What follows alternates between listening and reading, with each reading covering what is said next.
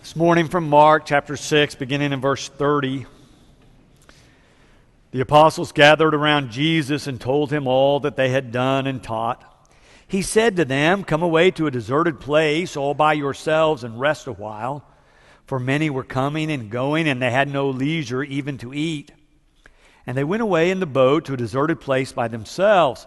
Now many saw them going and recognized them, and they hurried there on foot from all the towns and arrived ahead of them.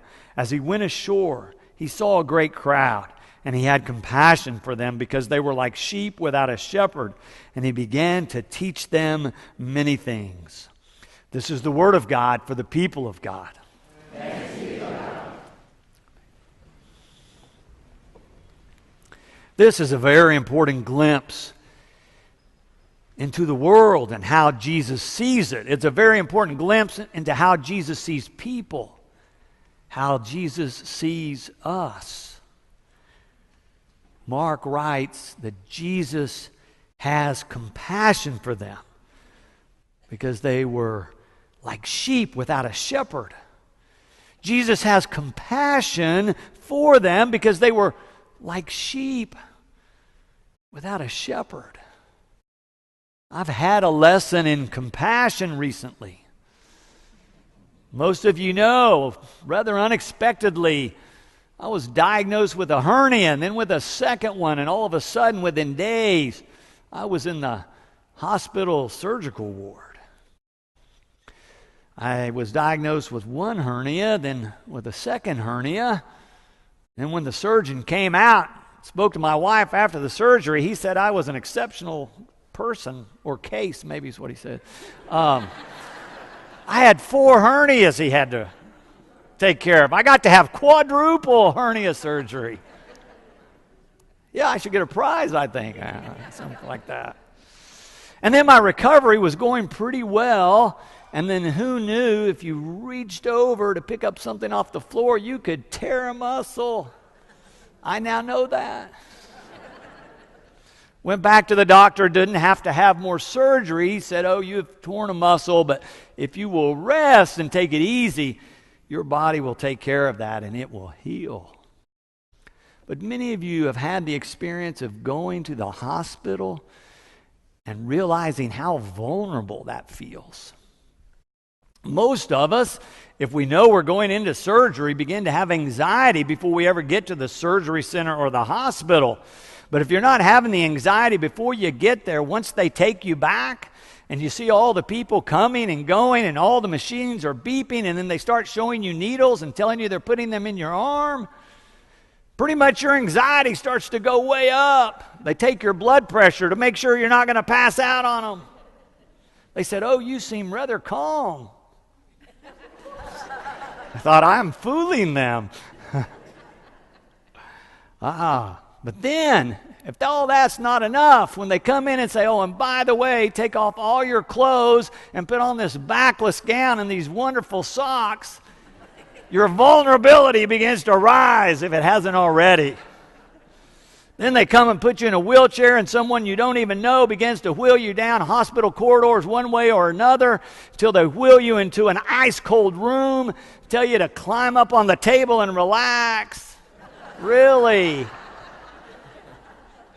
But then they help. They give you this little mask and say, "You may begin to feel a little lightheaded in a moment." That's about the last thing I remember. Then someone shaking my shoulder and saying, "Mr. Wiggs, it's time to wake up. How do you feel?" And I'm thinking, I'm kind of sleepy. "So are you feeling nauseous?" "No, not really." "Do you want to sit up?" "No, not really." "It's time to sit up." They helped me sit up, and then I thought, "Oh, now I'm feeling nausea coming on." They take you back to recovery. You're still not really clear of mind, but after a couple of cups of cold water and a while sitting there, they decide that you're ready to go and send you home. But in those days, first few days at home, oh my, the pain and the weakness. And they've already told you you can't walk by yourself. You can't even go to the bathroom by yourself. And in those days, dealing with that, I began realizing how hard it is to to hold on to one's sense of dignity or sense of independent self. As I was sitting in the recliner or laying in my bed, I began to identify with the world's vulnerable. So many, I was thinking, are living in our world with such a sense of vulnerability. People who are living without any medical care or without the resources to access medical care. I began to think about all those people who do not have access to clean drinking water or proper sanitation or adequate food sources, or who have a chronic disease, and day in and day out they're experiencing the kind of pain and weakness that I only have had to deal with for a few days, a few weeks. I realized how the daily struggle to survive can so easily strip them of their sense of self and their sense of dignity. I began to identify more closely with those who are the most vulnerable in our world. And then a few days later, I read this text that tells us that Jesus had compassion for them because they were like sheep without a shepherd. They were people who were in need. And I thought, oh, that's it. That's the proper response when we see those who are vulnerable. It is to respond with compassion. I began to realize, I think this is what was happening, that I was having pity on those who, as I was feeling pitiful myself, were in difficult situations. But Jesus says, compassion, seeing them with compassion is the way to go. And let me see if I can distinguish between the two. I think I was identifying with people and having pity on them, but I think the pity kind of leaves them isolated and in their situation. But the way Jesus sees people is with compassion, which opens the heart to another and begins to identify with their plight and begins to move toward them, recognizing that they need others to stand with them. I became so aware of how dependent we really are on other people in times of stress and heartache and disease and pain and weakness. We need other people if we're going to make it through. And what our text tells us today and reveals to us about Jesus is he sees us with compassion. He's moved to identify with us and to move toward us to make a difference in our lives. Oh, I've been offered a lesson in compassion. If I can see with the eyes of Jesus, if I can see others with compassion, my life will be changed. If I allow God's compassion embodied in Jesus to be my primary filter, if I can allow God to help me see the way that Jesus saw, well, the lesson's offered. But will I receive it? Will I allow God's compassion to grow in me, to change me, to become my primary way of seeing life? Will I be able to remember it when I feel better? Will I be able to integrate it in the way I live day in and day out? Important questions for me to answer as I go forward. But maybe important questions for all of us to ask ourselves. But there's more here in this text. There's another deep insight here. As the story begins, the disciples have come back from being out on a mission trip. They come to tell Jesus about all that they have done, and he suggests that it's time for them to get away for a break. It's time for a rest. He suggests it's a time for a rest. Right after they tell him But Jesus has sent them out in pairs to extend his ministry, to do what he's been doing. And now they've come back and they've recognized the rigors of what it means to be in ministry with other people, to be about meeting needs of others day in and day out. And right after they finish their report, verse 31 tells us what Jesus says. He says to them, "Come away to a deserted place all by yourselves and rest a while." Jesus recognizes the need for rest. Even in the midst of doing mission and ministry, to being about God's work, it's important to find time to rest. Now, I used to just think that the busiest people in our culture were the ones who were on the go all the time. People right in the middle of their active working years, or maybe people with young children whose schedules get fuller and fuller that overflow the family schedule. But you know, lately I've heard this from a number of retirees.